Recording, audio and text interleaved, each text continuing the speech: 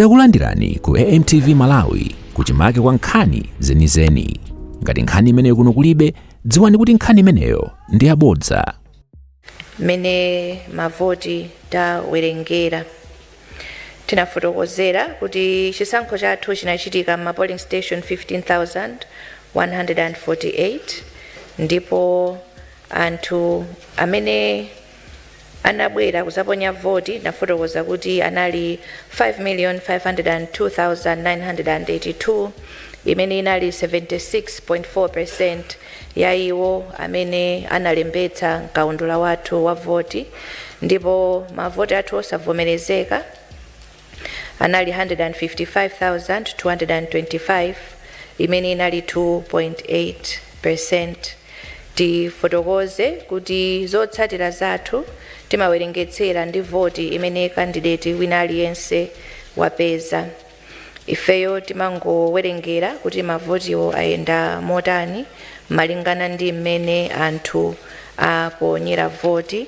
Cholinga ndicho kuti liwu la wina aliyense lithe kuyankhula ndi voti yake, ndipo ndi voti imene imalunjika kuti chisankho chathu chayenda motani. Ndiye tikaphatikizira zonse zimene takhala tikuwerengera kuchokera pa tsiku lija tinayamba kulusa zotsatira zathu kufika lero, mavoti ovomerezeka analipo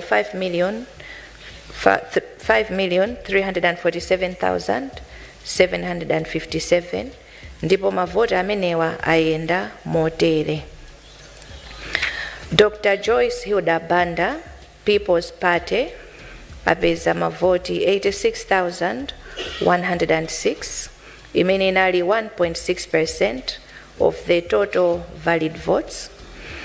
Thokozani Manyika Banda, Independent, apeza mavoti okwanira 22,614 imene inali 0.4%. Akwame Bandawe, Anyamata, Atsikana, Azimayi, apeza mavoti okwanira 40,052 imene inali 0.7%. Dr. Lazarus Makathe Chakwera, Malawi Congress Party, apeza mavoti okwanira 1,765,170 imene inali 33.0%. Kamuzu Chiwambo, People's Transformation Party, apeza mavoti okwanira 17,274 imene inali 0.3%. Adeu James Chilungo, Independent, apeza mavoti okwana 8,462 imene inali 0.2%. Cosmas Felix Chipojola, Independent, apeza mavoti okwanira 8,638 imene inali 0.2%. Dr. Dalitso Kabambe, achipani cha UTM, apeza mavoti okwanira 211,413 imene inali 4%. Atupele Austin Muluzi, achipani cha UDF, apeza mavoti okwanira 102,744 imene inali 1.9%. Professor Arthur Peter Mutharika, achipani cha DPP, apeza mavoti okwana 3,035,249 imene inali 56.8%. Aphunziro Mvula, Independent, apeza mavoti okwana 9,378 imene inali 0.2%. Franki Tumpale Mwenefumbo, achipani cha NDP, apeza mavoti okwanira 5,354 imene inali 0.1%. Dr. Kondwani Nankhumwa, achipani cha People's Development Party, amenewa apeza mavoti okwanira 12,251 imene inali 0.2%. Jordan Sauti, Patriotic Citizens Party, apeza mavoti okwanira 2,196 imene inali 0.04%. Smart Mulumbe Swira, Independent, apeza mavoti okwanira 1,848 imene inali 0.0%. Miwa Tobias, Independent, amene wapeza mavoti okwanira 2086 imene inali 0.04%. Dr. Michael Biswick Usi odya zake alibe mlandu anapeza mavoti okwanira 16,922 imene inali 0.3%. Timafuna titsimikizire mtundu wa Malawi kuti commission inawunikira ndondomeko yonse malingana ndi malamulo, ndipo mukuona kwathu ndi kuwunikira kwathu taona kuti chisankhochi chinayenda bwino. The assessment of the commission is that the presidential election was free and fair, and that the results are a true reflection of the people of Malawi as envisaged under Section 12 of the Constitution of the Republic of Malawi. Tisanapite patsogolo, we wish to extend our gratitude to all election observers who participated in this election and have continued to observe the election. We are grateful for your presence and the work that you have done, both the long-term observers and the short-term observers. In accordance with the Code of Conduct for Election Observers, the Commission is expecting to receive from every mission comprehensive reviews of the election so that these may form part of the record of the lessons and guidance and recommendations for future legal and operational reforms. On behalf of the entire Commission, I wish to extend my heartfelt congratulations to the President-elect and the Vice President-elect. You have been elected by the people of Malawi to lead them into a brighter future. You have been bestowed with a heavy responsibility of leading the development agenda of the nation for the next 5 years. We urge you to work and to perform your best, and not to betray the trust and confidence of the people of Malawi who have elected you as their president and vice president. M'malo mwa bungwe la Malawi Electoral Commission, tifunire zabwino iwo amene asankhidwa ngati a president komanso a vice president awo. Mwasankhidwa ndi anthu nzika za dziko la Malawi kuti mwatsogolere kutsogolo labwino. Mwapatsidwa udindo waukulu kuti mutsogolere dziko ili kuti chitukuko chathu chipite patsogolo mu zaka 5 zimene zikubwerazi. Kupempha kwathu kwa ife ku Malawi Electoral Commission ndikuti mugwira ntchito yanu mochilimika komanso moyenerera kuti anthu amene akudalirani pokusankhani pa chisankho ichi simwakhumudwitsa koma mukalimbikitsa kuti muwalamulira malingana ndi malamulo komanso malingana ndi kufuna kwawo. Kwa iwo amene sanapambane pa chisankho ichi, kunena kwathu kuti ichi ndi chisankho chimene Amalawi achita, chilandireni momverera. Tinafotokoza kuti ichi chisankho ndi mpikisano, kumakhala ena opambana ena osapambana. We urge all of you, our candidates who have not made it this time, to accept the results with grace and with generosity. Kupempha kwathu ndikuti mupitiriza to play your part in building Malawi into a greater nation. The Commission wishes to extend its gratitude to all the candidates who have conceded their defeat in the democracy, chifukwa Code of Conduct yathu inapempha kuti kwa iwo amene sapambana pa chisankho ichi adzavomereze zotsatira, ndipo ngati pangakhale vuto adzagwiritse ntchito njira zimene zilipo pa malamulo kupita ku mabwalo a milandu. Tithokoza Malawi onse chifukwa chosunga bata ndi mtendere mu nthawi iyi.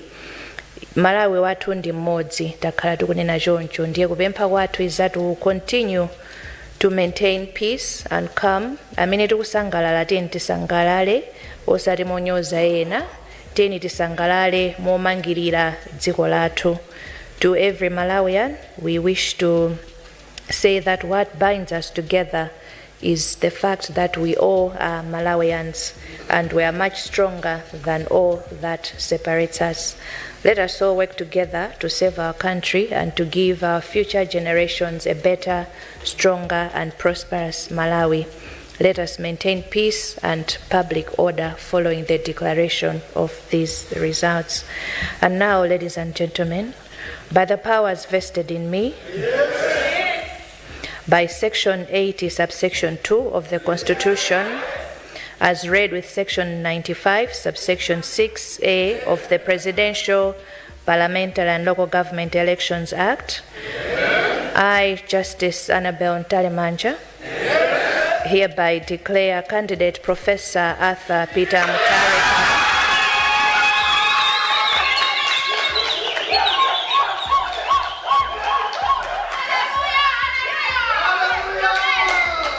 I declare candidate Professor Arthur Peter Mutharika as the President-elect of and Justice Dr. Jane Maemu Ansah AC retired as the President and Vice President-elect of the Republic of Malawi following the September 25 presidential general election. May God bless Malawi. Thank you all for your attention.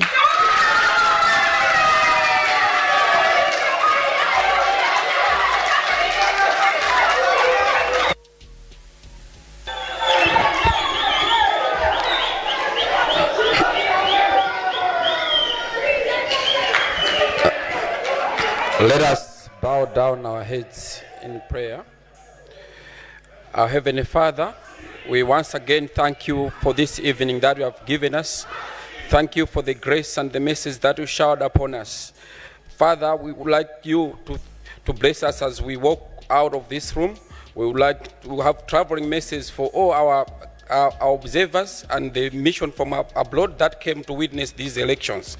Father, we seek your blessings to the President-elect, Professor Arthur Peter Mutharika, and all the people of Malawi as they celebrate this evening. In the mighty name of Jesus we pray. Amen.